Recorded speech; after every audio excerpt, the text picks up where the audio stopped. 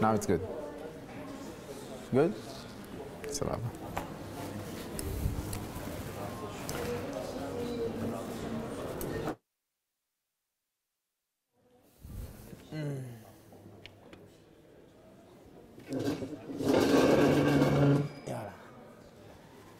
Okay, so let's not waste time. The one that are here, just if you can come closer instead of me shouting. Come on, guys, at the end, come sit here. First place. You're the pilot.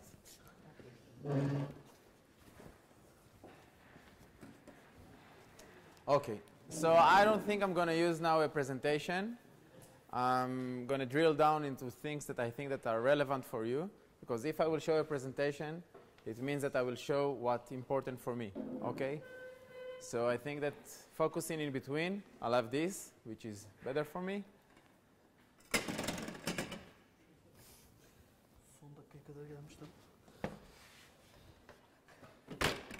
Okay.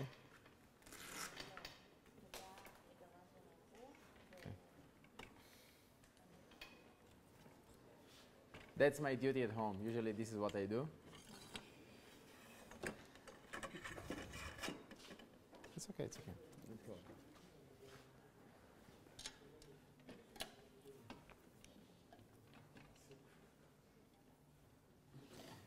Before I start, would you like to say something, or I can start? Okay.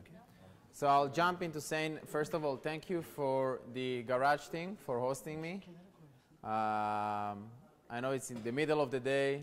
All of us, we are working and so on. So thank you for your time, investing in listening to me. And I'll try to, we have time till 5? Okay. So you tell me when to stop to refresh your mind, okay? And I think that I will try to divide the talk as I see that there are different representatives. Some are coming from academic institutes. Some are entrepreneurial ecosystem leaders, if I may say, and some are entrepreneurs? Yeah. Okay. How many entrepreneurs? How many coming from academic institutes? Good. How many are kind of ecosystem builders? Wow, the ecosystem is running. How many investors?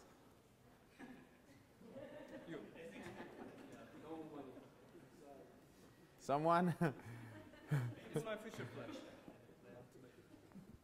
Maybe? Maybe. Okay, virtual investor? Okay. So Shani from the Israeli embassy is going to be the investor? Okay, good. I think 3 things to focus on, okay, is a little bit to discuss about, for your need, about ecosystem, what is this world, okay? That's the first thing. The second thing is fundraising, okay? The third thing, which also relates to that, is, I would say, the academic value.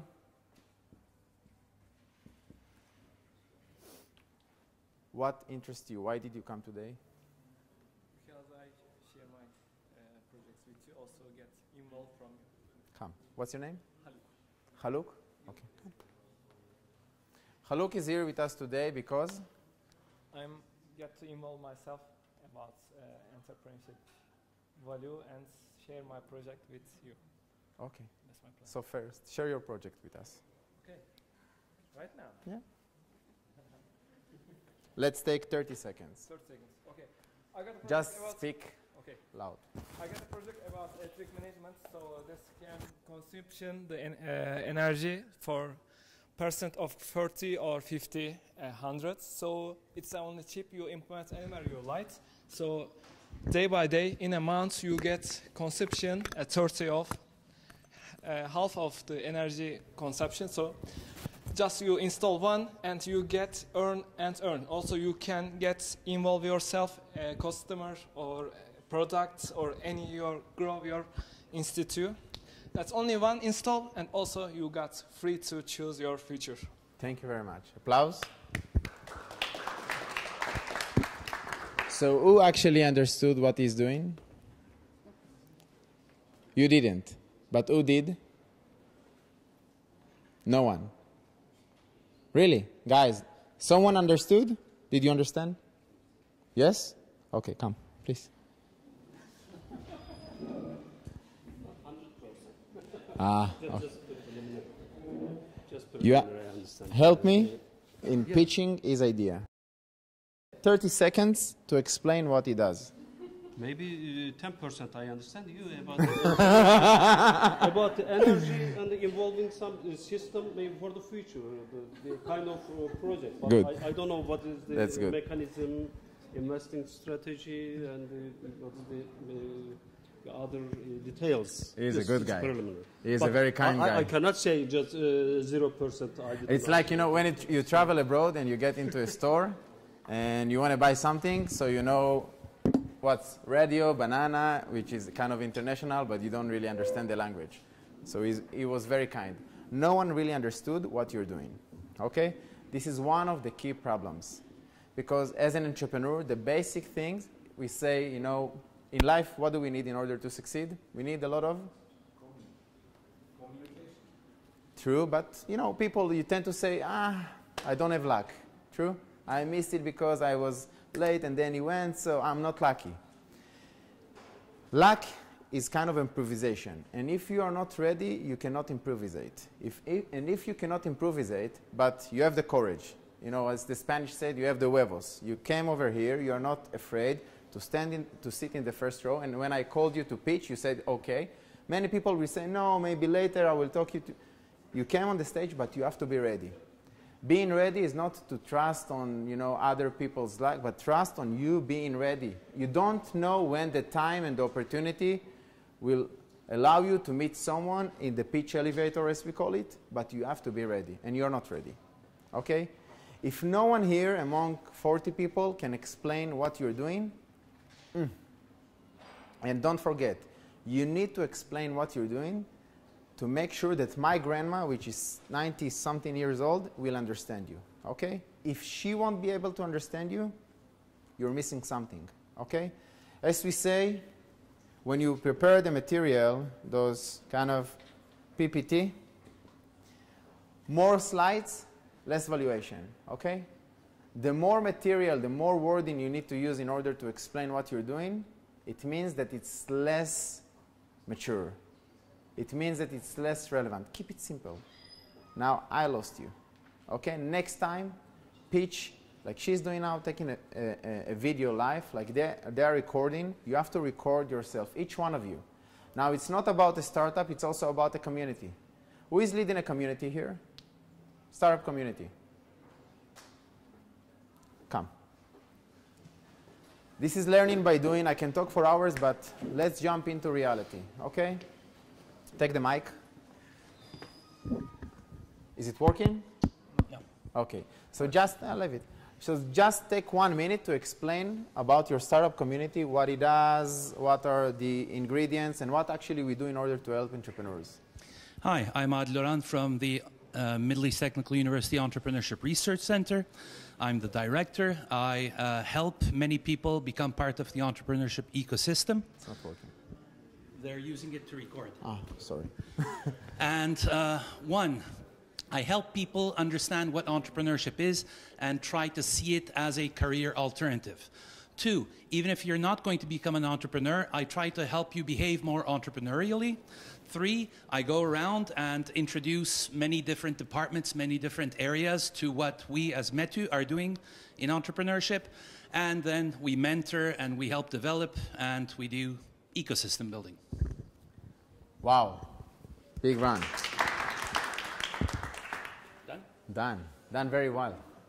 Okay. So if we analyze it, finally, what was the call to action? What was your call to action?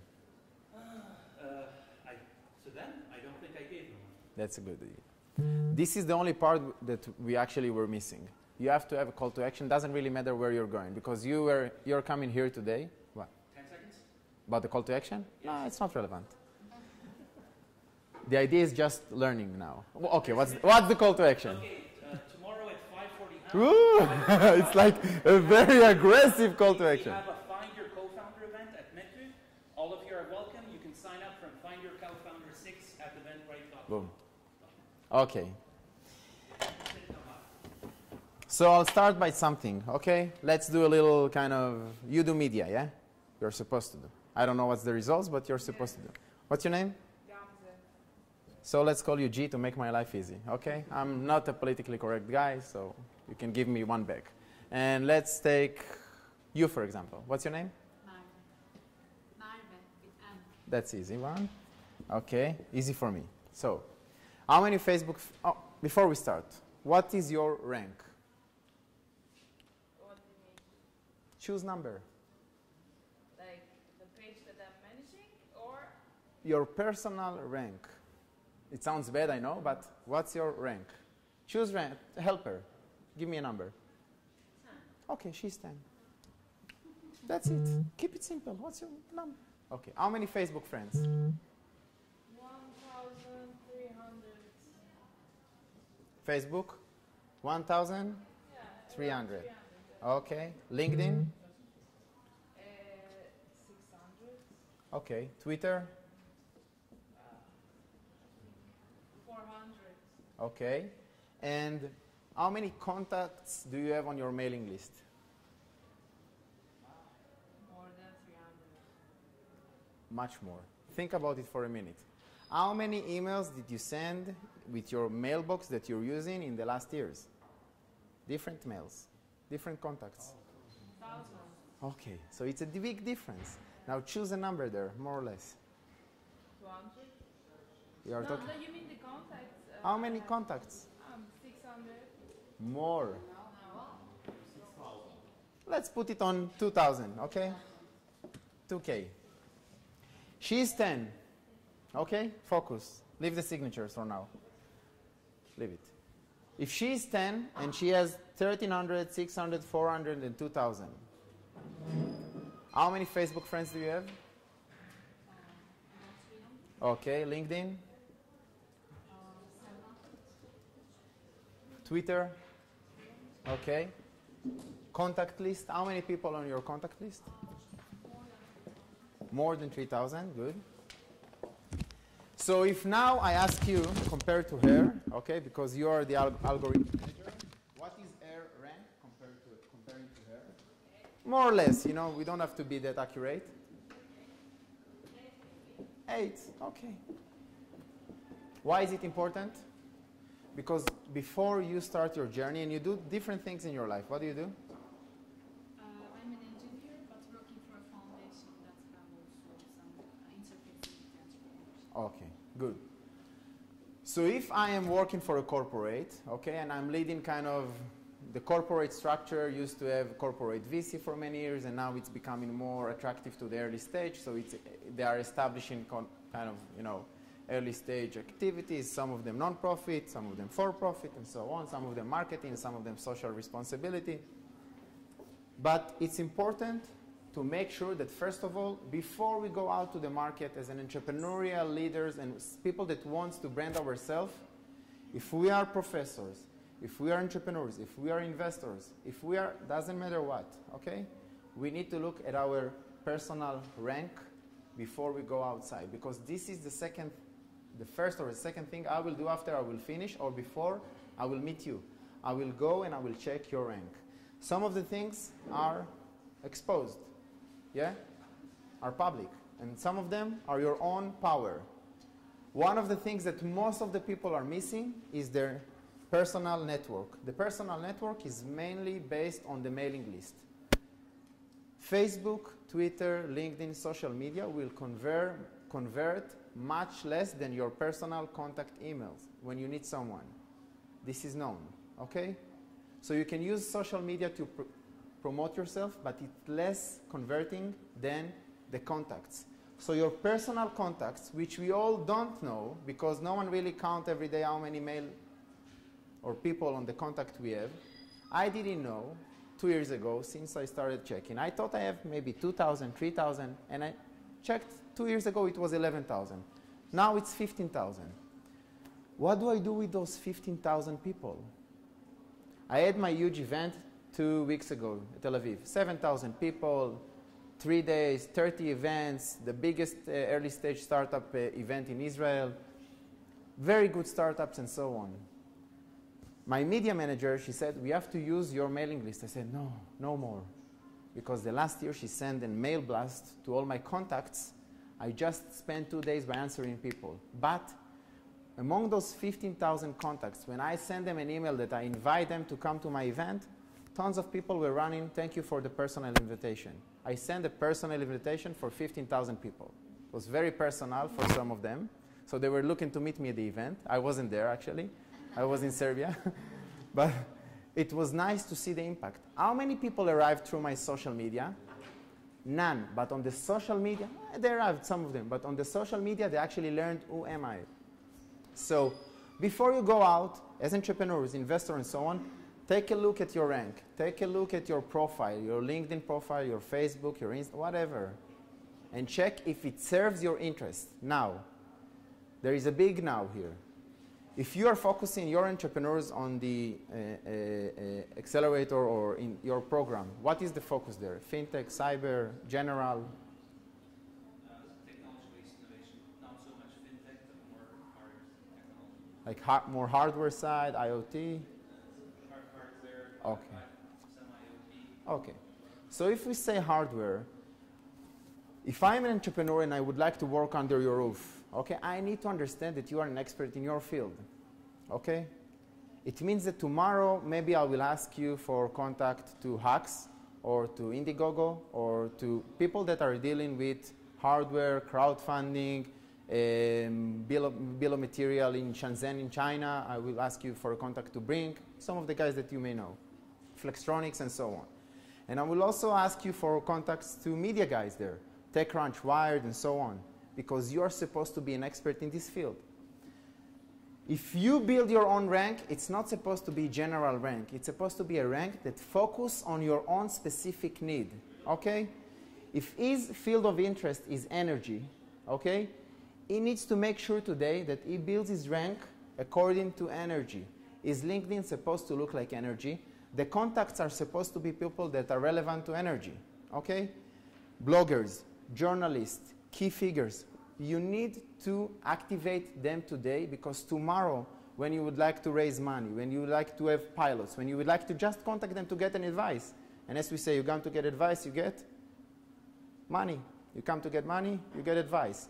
So it's always good to have these people on your network, because once you'll need them, they are not going to approve you as a friend or answer your email. But if you build relationship with them, and then they understand that you know several people in their network that are top-level people, they say, okay, we don't know you, but he is a friend of a friend of a friend of people that are influencers, and his rank, they see the rank. His rank is high, it's relevant to our field. I don't know you. I'll give you just an example from my life, okay?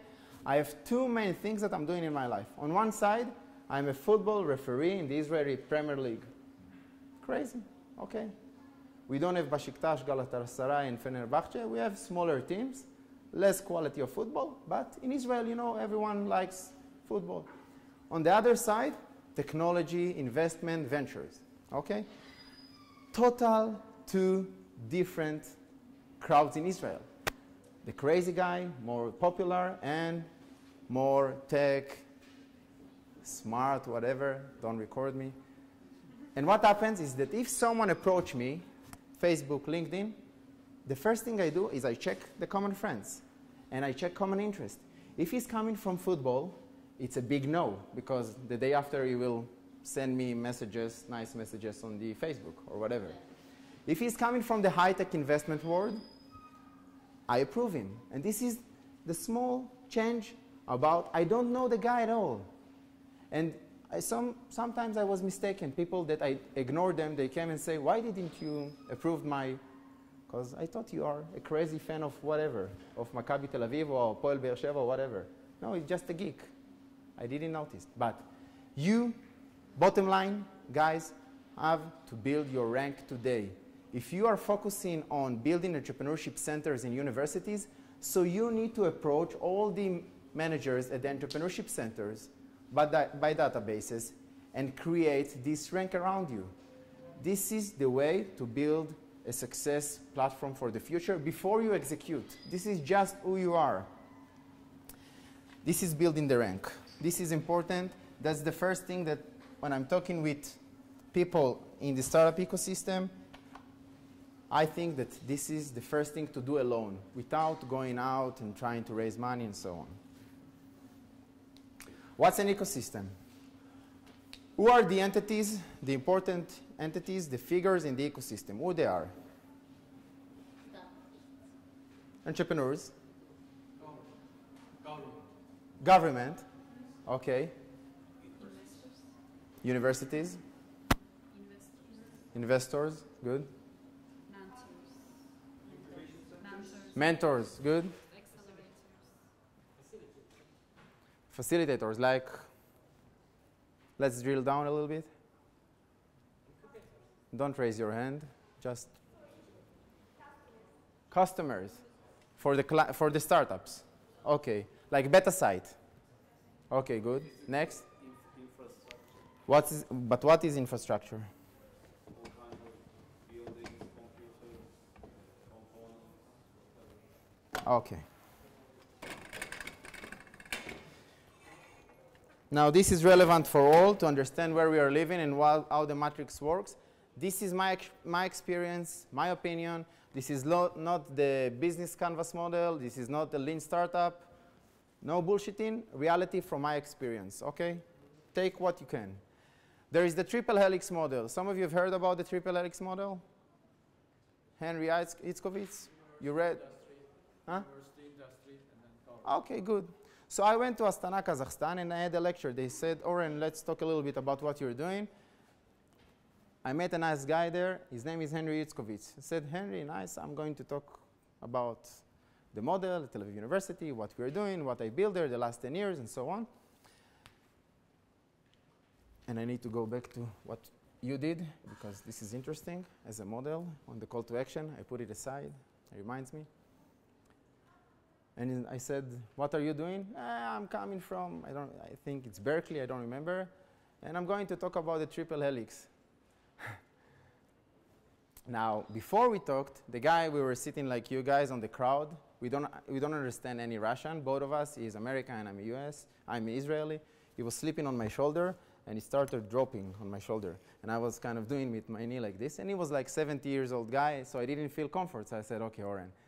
It's either he feels comfort and like, you feel wet, or grandpa wake up. So he woke up, it's nice to meet you, and so on. I'm coming from Berkeley, the triple helix model. I said, what's for you in the triple helix? No, this is a model that What happened is that something like 6 years ago, I had the Ivy League rectors visit. They came to my office, Berkeley, Stanford, and I shared with them my experience as someone that built an ecosystem at Tel Aviv University, and I will connect the dots. So I'm coming from government, academia, private sector. I'm coming from the academia. This is actually the triple helix model. 1/3 of government, 1/3 of academia, 1/3 of private sector. This is, I would say, the recipe for a successful board in companies, for a successful decision-making process, to have 1/3 of each in a board. Okay, this is in general. At that time, I didn't know that Henry Itzkovitz invented the triple helix model. So I was developing this as something that actually works well. Coming from an entrepreneurial ecosystem at Tel Aviv University, I know better than the private sector how to work with them, then they will know how to work with me. Because for them, it looks complicated to work with university, and they are right. Universities. We'll touch about the importance of each one of them in a minute. So I said, okay, this is a good model. And then I had a lecture to the Ivy League rector. He says, Oren, what you're doing, the gap, is actually the triple helix, 6 years ago. And then I read about the triple helix. I said, okay, this is very business-oriented. I wrote Henry an email at that time, and I forgot about it. I said, take the triple helix model, instead of business, do it in entrepreneurship. Some upgrade.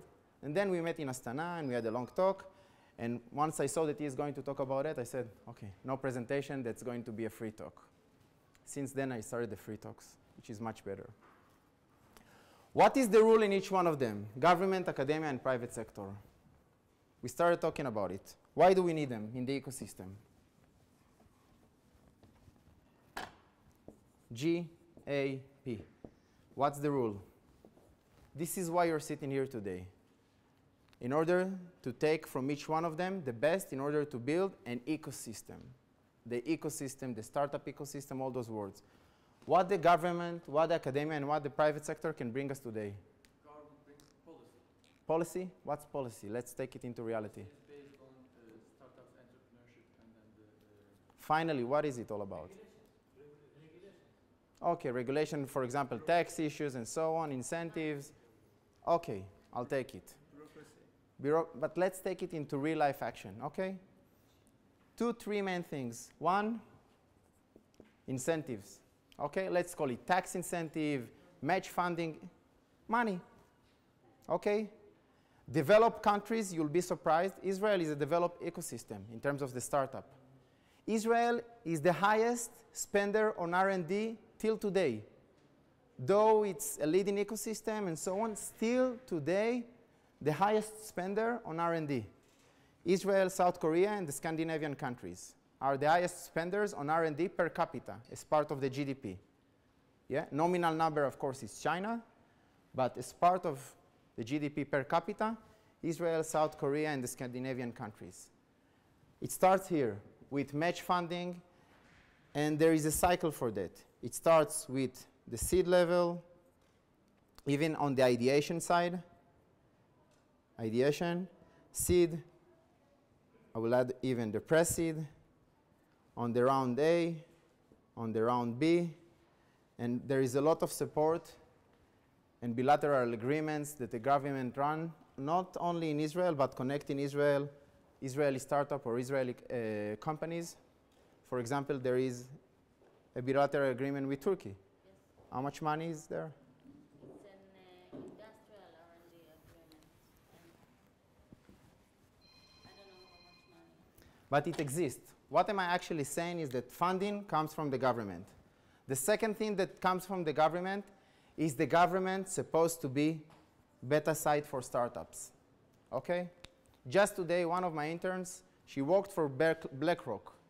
She's 38 years old, coming from Tokyo. BlackRock is one of the biggest private equities in the world. She came to study about startups. From private equity, buy side, sell side equity, startups. From millions to hundreds of thousands. Different approach. And then she says, Oren, I went to the bank today, I wanted dollars. The system doesn't work. The one that is actually making the change in between dollars and the Israeli currency is not there today. This is inefficient. I said, welcome to the startup nation. Why? Because there is a big gap in between being a producer of startups and being the one that is actually adopt the startups. The government, the local government, needs to be the first client of the startups. They need to do their mistakes, their learning, the A/B testing on the local cities, municipalities, government, and this is something that you guys need to push. And it happens now in Israel and in many other countries. Government, they need to bring the funding, they need to be the beta sites, and the third thing, as you said, okay, is to structure everything, the consolidation, okay, to make sure that all the three are sitting around one table and talking, government, academia, private sector. This is the rule of the government, to make sure that those three sits together and talk. In many countries, you'll find out that they are not working together. Once you take a representative, for example, from the academia, the Office of the Chief Scientist, the National Authority of Innovation in Israel, and the private sector, they sit together, the best thing can happen. Now, true that in many countries, government does not see it right, okay? And then the people complain, yes, but our government, they don't see it, and they don't invest, and so on. So the private sector or the academia can push forward. All this process of entrepreneurship and all the buzzword about the success of startups and so on, it takes many years. Don't think that it's just a buzz. This is education. Entrepreneurship works education. Entrepreneurship works years of A/B testing. One of the most successful models that we have in Israel is a model that was a total failure at the first years. Our incubation model.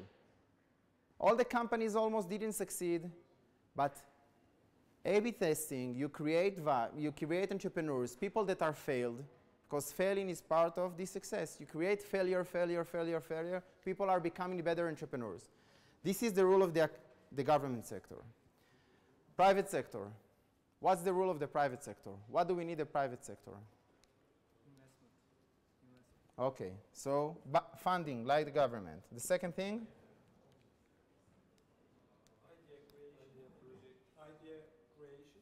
Idea creation.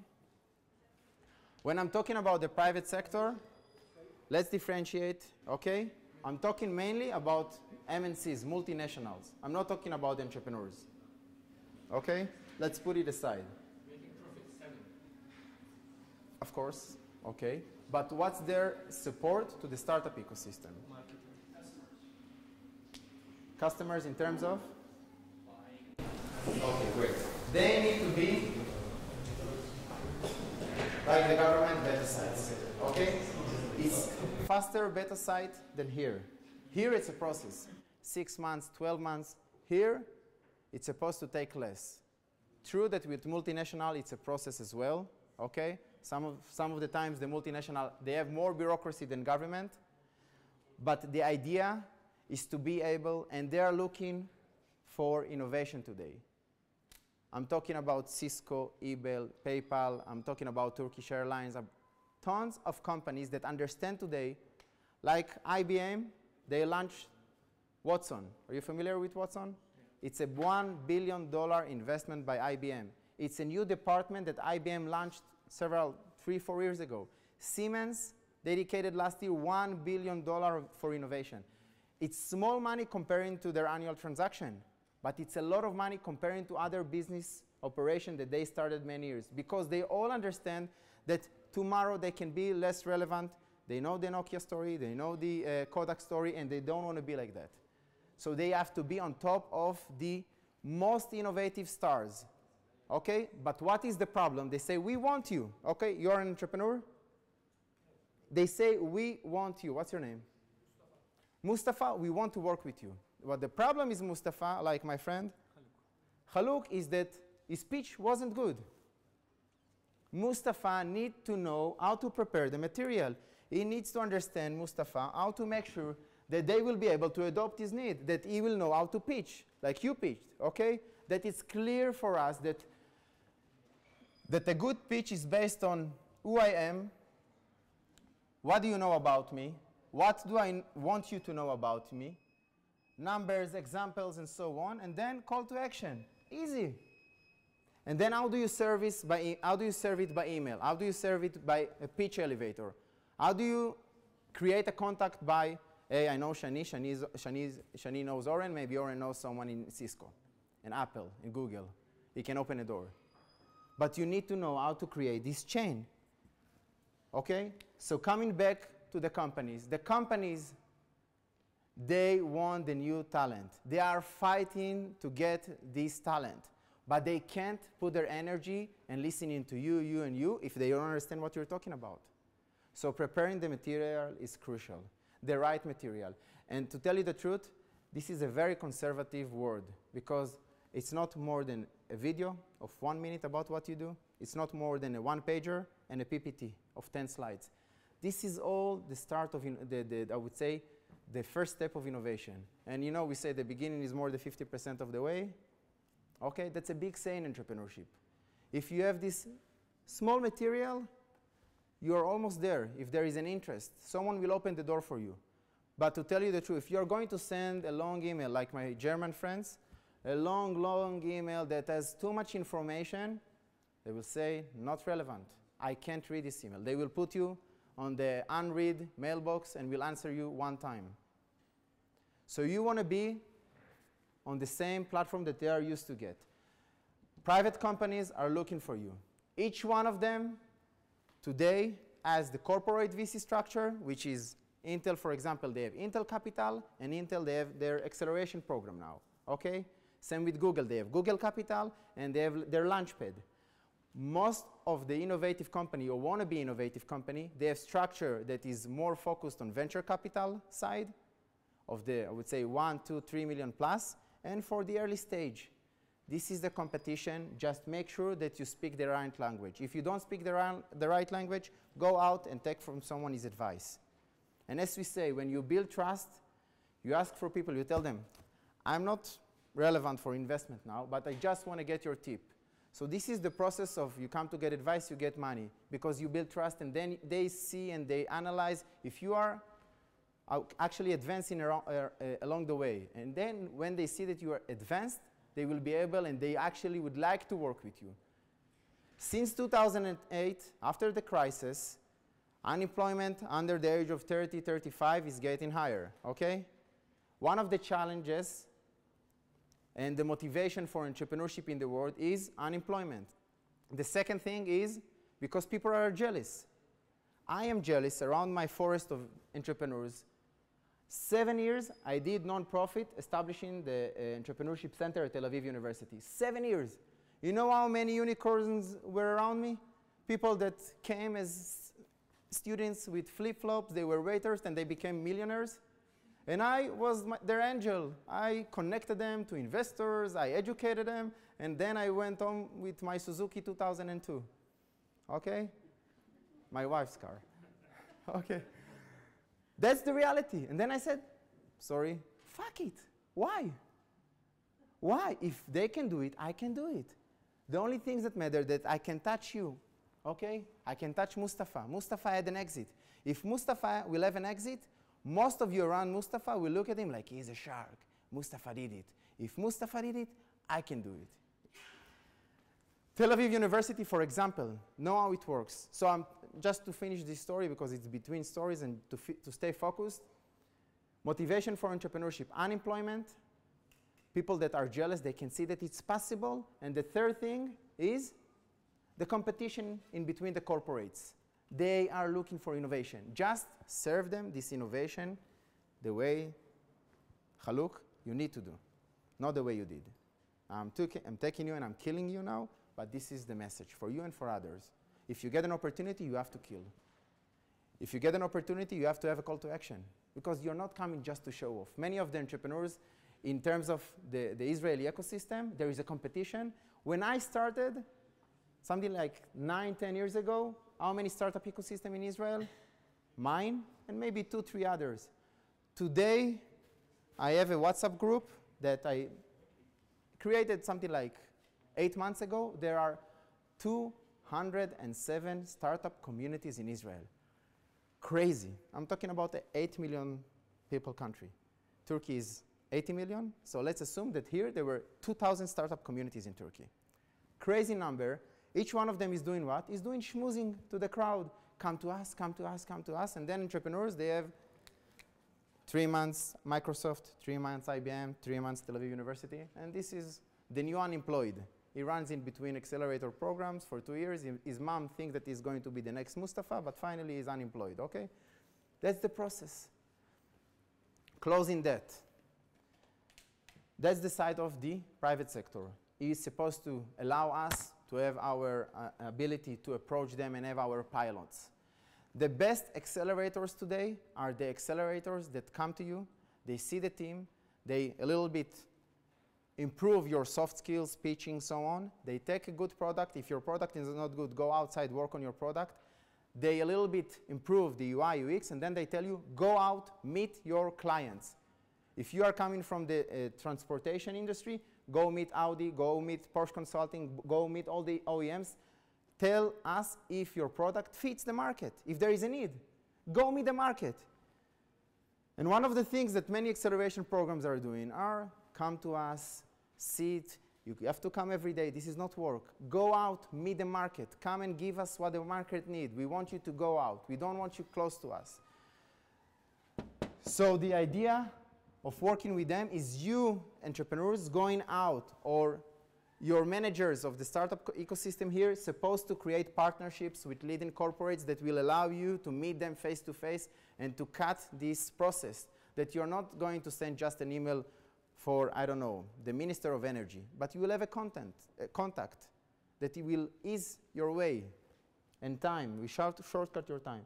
So very important on that side that the private sector will adopt new startups and will open the door for them. Academia. For many years, people used to focus on the tech transfer office. How many of you are involved in the university on commercialization and tech transfer?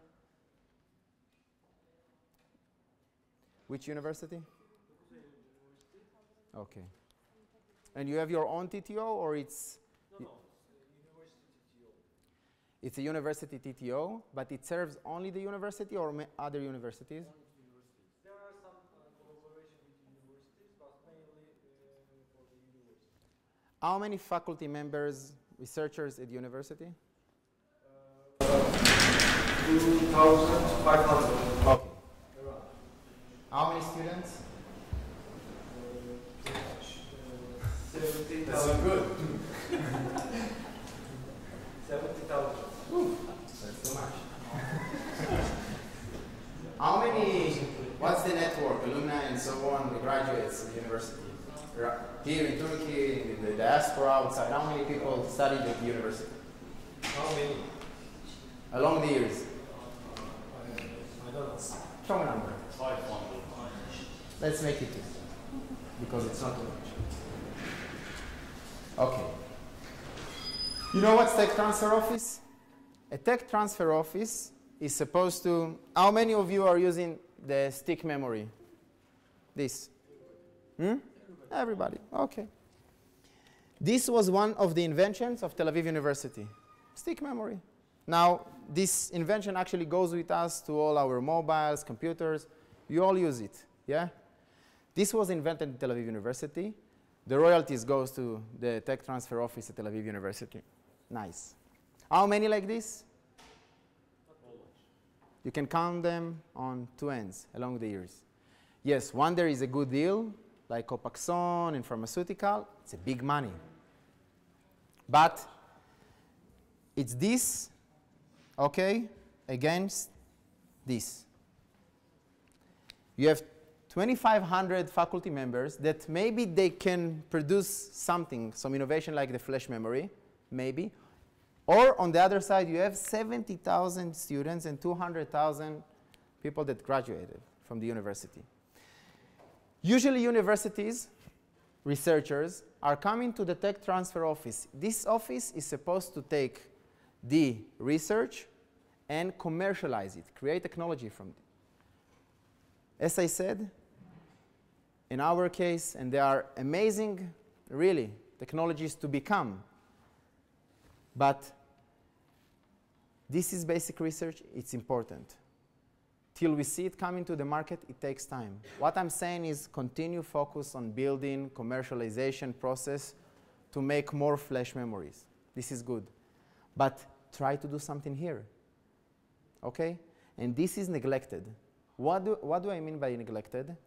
Is that many of the higher education, universities and so on, institutes, are not paying attention to Mustafa and Khaluk that actually study here, and we can do something with them. We can build structure for them. Now, yes, we have an entrepreneurship center because it's nice to have in many universities, and it's like a V today. But create real value. Why? How many of the Israeli startups, successful one, how many of their founders studied at Tel Aviv University?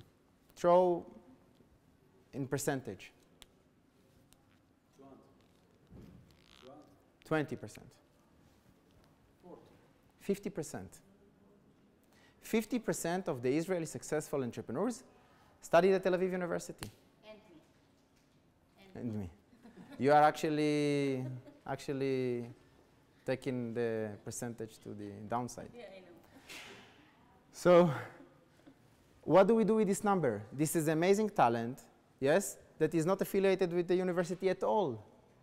At all. They didn't get, beside basic education, they studied there. Okay, bye. Same with those. Last year, there were 252 startups, raised $1.7 billion of TAU graduates worldwide. There is a rank by PitchBook. PitchBook is the Bible of university, I would say, research and know-how about how the universities are becoming more entrepreneurial. Number 10 is Yale. Number 1 is, of course, Berkeley, Stanford, the known one. The only non-US university, TAU. Still, what do I get from this? They did nice, very good outside, but as a university, what's in it for me? What's in it for me in terms of how they are supporting my economy as a university and how they are supporting my network today, my students today? They are doing it? No. They started doing it when? When I established the Entrepreneurship Center at the university. It started moving. So what I'm saying for all the ecosystem worldwide, government, academia, and private sector involvement, okay? What is unique is the plus. What is the plus? The plus is the ability to understand what exists in this ecosystem that we can build on top of it, okay? Now, along the years, we see development of the fintech ecosystem, okay? Development of cyber, development of, help me, agri-tech, IoT, development of space, bio, okay? This is, when we look at it in terms of development of niche-specific areas in the technology, now it's running into macro-level verticals by topics. Sport, construction, what else? Travel and tourism. Mobile. No. Mobile is, this is the third generation, this is the second, mobile is the first generation. When we say the development of web and mobile, then the development of, now here, beneath cyber you have SCADA, okay? And beneath fintech you have blockchain. Now you find out that there was the development, okay? If we go and analyze, I will start by what you've said. So what happened after this crisis in 2008? Okay, I said the motivation is unemployment, there is a competition, and there are people that are jealous, yeah? This actually creates a boost in the entrepreneurial vibe and ecosystem. What's the second thing? Is the development, the technology development of the internet. Internet allowed us to create platforms for what? Online payment. So on one side you have crisis, on the other side you have the development of the internet and online payment, and this together creates what? A bubble of we economy. We economy that says that some of you used to work for a bank or still work for a bank. Good. So imagine that you used to work for a bank, okay, and I came to you and said, please, I need a loan of $100,000. No, but you lost your job, there is a big crisis, and you are a lousy student, and I'm sure that you're not going to get any job anymore, Oren. That's true, I'm a lousy student. But, Oren, I have some alternative for you. You can go to a peer-to-peer loan. There is a new platform, okay, and you can share your idea, and maybe they will support you. The we economy. This is what Uber based on, okay, Airbnb, Indiegogo, and all those platforms, that they allow you actually based on that to create new economies. So this is, I would say, the kickstart of the ecosystem. The web and mobile developed 2008 allowed us to create new economy. And this is today, for example, cyber and fintech development. How do we actually make sure that we manage with this development of new economy? Because if I created a peer-to-peer loan platform that I can borrow from you and from thousands of people, fraud, tons of fraud here. Big data, as we see, okay? That's going to not such a friendly hands. So this is a must on the development. Now, the development of sport, construction, and travel goes into real time because these are old industries. Old industries that today, if you think about, for example, construction companies, how innovative they are. How many people die every year in construction sites? How many of them use smart wearable devices like you use? There was a parking lot, true story, a year ago in Tel Aviv. Big construction company in Israel, they built a parking lot and it collapsed. And for something like 5 days, they were looking for 3 people that died. But they were looking where they are. It was big thing in the news. Why? Because it was in Tel Aviv. If it was in some other area, no one give a damn. Okay? But Tel Aviv, people can go to work. It's in the middle of one of the fancy areas. So people actually felt, and this is shocking. But that's reality, because construction is old-fashioned. One of the most sexy verticals in the world, broadcast more than any other thing, okay? Touch so many people. That's the most common small talk in the world, sport. Where do we see actually sport and technology? Baseball, football a little bit, goal line technology, some of the basketball. Now it's becoming a hot topic that actually takes those verticals, cyber things and so on, and take them here. If we analyze sport, for example, sport is what? Smart stadiums. What is the biggest threats with stadiums today? UEFA just announced today there aren't any warns on terror attack on the final, Champions final. So this is cyber, goes to sports, smart stadiums. But it goes also for medical, for sports, medical device, and goes also for gaming and gambling. Okay? So those are the verticals that are the evolution of, as I analyzed before. And there you need, as an ecosystem, to say, okay, we have big construction companies. Let's do innovation there, because we have some unique selling value. We have big travel companies. How many tourists come to Turkey every year? Let's do pilot with those companies. Let's use what we have. Chile, they used to have mining. So the mining companies, they were focusing at the beginning, before this industry collapsed, on developing innovation in the mining industry. Take a look around you and try to think where we have assets, where we have value, and through that, talking about travel, one of the biggest, if not the biggest, aviation company in the world today, Turkish Airlines. How many innovation in universities that is supported by government with Turkish Airlines? Not sure. Maybe. I'm sure that if I will ask them, they will say we have.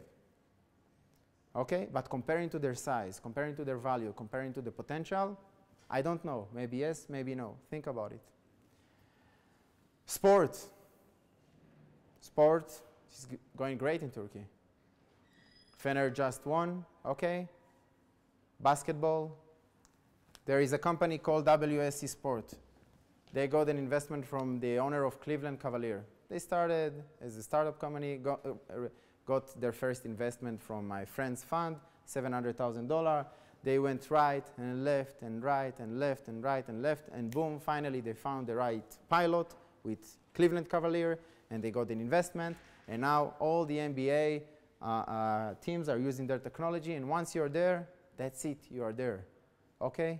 Same with Replay, that was acquired by Intel before they acquired Mobileye. Sport is rising, okay? But it's rising in verticals. Same like travel, same like construction. Right now, this doesn't take Turkish funding system from the government. Government only gives funding to the second generation. Give something to the third generation, there's no funding. True, but you know how many successful Lithuanian entrepreneurs exist? There are many. And how many Finnish and how many Israelis before Israel was active in. I can agree with you, if the government supports or does not support, it doesn't matter, because you can use funds that come in from the EU. You can use acceleration programs that are not based here. You can go to the Silicon Valley and apply there. You can go to Tel Aviv and apply there. You can go to Berlin and apply there. If you're entrepreneurs and you're motivated, you just need the right contacts. And once the diaspora is strong, what do I mean by diaspora? Once there are 30 very good, successful entrepreneurs, and today I can tell you the truth, there are hundreds, but they are not under one roof. They are here and there, traveling. No one really branded a name, kind of a house for them and said, the Turkish Entrepreneurs Association, and they would like to partner there. And they have value because they understand that the next generation of the Turkish entrepreneurs, like Haluk, is there and they can meet him. And they would like to invest more in Turkish entrepreneurs than in Israeli entrepreneurs because this is the affiliation. First of all, people that with the language is easier. So true, And to tell you the truth, we also have tons of complaints on the Israeli government, though they are doing very good.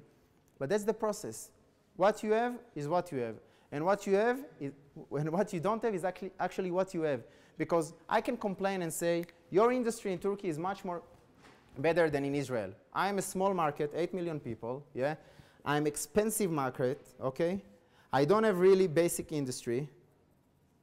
I need to take always flights because Israel is isolated. Flights 3 hours there, 15 hours there, always takes time, a lot of money. I can complain. Instead of that, I'm saying, I'm a small market, so I don't care about this market. This is an advantage. Small market, okay, from day one, act local, engineers in Israel, but marketing, I'm going to the US. So from day one, I'm like a US startup. But engineers, I have my own network of engineers, good one in Israel, so I have maybe a technology advantage.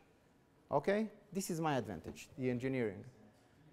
I have lousy market, small market, too, for Turkey, which are how many people? 80? 80 million. For Italy, that are approximately 50 million. French, approximately 60 million. That's the same challenge with medium-sized market. Entrepreneurs in Spain, 4 years ago, and I've been there many times in Barcelona and in Madrid, they used to develop Spanish. They know English, okay, they used to pitch only in Spanish because they were afraid, they didn't have the soft skills, they didn't have the mindset of going outside of Spain. Today, they are amazing entrepreneurs in Spain. Capital is growing, entrepreneurship is getting better, but it takes more than 6-7 years. And to tell you that they are at the top level, no, but they're on the way there. They took advantage of what happens in Catalonia every year. The biggest mobile world, yeah? Have you been to? So the municipality in Barcelona, they said, we have the Mobile World Congress, okay? Let's have parallel event that is ours, not belongs to the GSMA, to the Americans, that comes to us as a tourist place. Let's have our event 4 years from now that is parallel to the Mobile World Congress to support our ecosystem. And they took advantage of something that exists in their market and started building their own brand. So what I'm saying is, don't focus local. Focus local only in terms of building the engineering stuff. Go global. This is a challenge. Now I can cry and say this is a challenge, but this is finally an advantage. You can cry and say I don't have any support from the Turkish government. This is a challenge, but could be an advantage. Why? Because you go out and you see what exists. And then I'm sure that you can find amazing engineers here that will cost half price than the engineers in the Silicon Valley. And then you have an advantage because your run rate is half price. You can take everything that is a disadvantage to make a big advantage for you.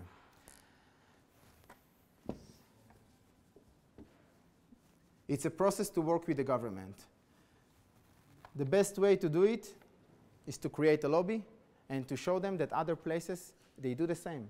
You don't need to create, everything from scratch.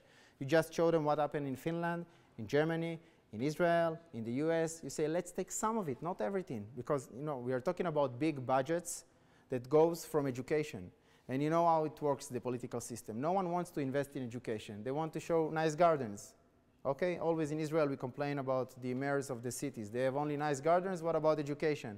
Because gardens you see today, education, like entrepreneurship, you see in 5 years. So I agree, but it takes time. If you put the right press, it will happen. But meanwhile, entrepreneurs, you can create contacts through many entrepreneurship centers and send them abroad. Or create partnerships. Okay, you want to take a break? You want to continue on fundraising? Break? Okay. So let's take like 8-minute break and then we will continue about fundraising tools, okay? Yalla.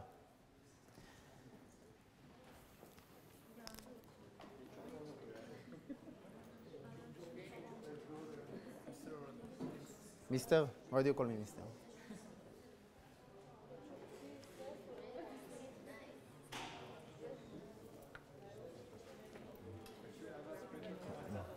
Huh? Sure.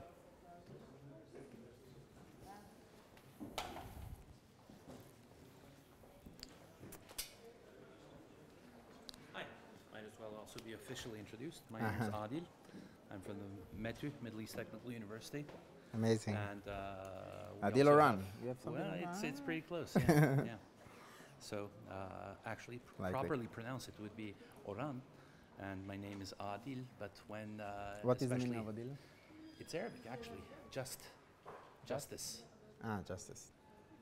And Oran actually means ratio, so I'm the just ratio, Really? if you translate it properly. And you studied here in Turkey or outside? My father was a diplomat, so I did study in Turkey, but I also grew up, spent 4 years in Belgium, 4 years in Canada, and got my PhD in the US in finance. I'm actually a finance faculty member, but been involved with entrepreneurship since 2000.